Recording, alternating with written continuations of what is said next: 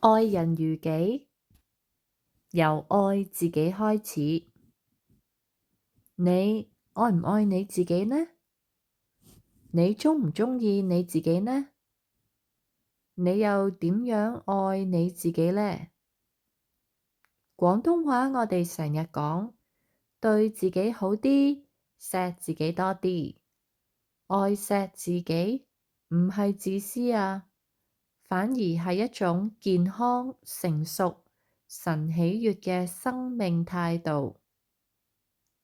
學習做自己嘅好朋友，同自己講多啲鼓勵嘅說話，欣賞自己嘅進步，留心身體畀你嘅 signal，唔好再逼到自己咁攰咁辛苦。有時都要氹下自己開心，畀自己少少空間，少少恩典。因為一個唔識愛錫自己嘅人，都好難真正愛惜身邊嘅人。好多時候，我哋以為愛只係一種感覺，但其實愛係行動。今日你有冇好好愛錫自己？你做咗啲乜嘢去愛你自己呢？聖經教導愛人如己。愛人如己其實係聖經嘅教導，神希望我哋去愛身邊嘅人，但係呢一份愛首先係由愛自己開始㗎。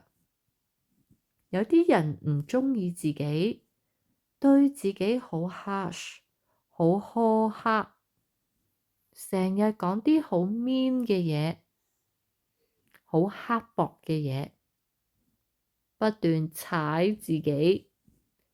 千祈唔好咁做啊！要用神嘅眼光去睇自己。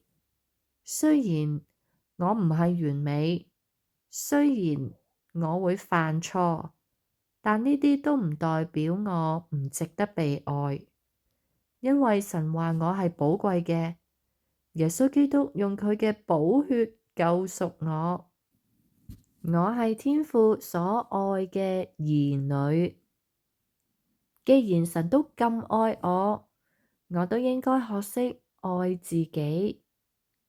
當我學識愛自己、尊重自己、接納自己，我先真真正正可以推己及人，將同樣嘅愛、同樣嘅尊重帶畀身邊嘅人。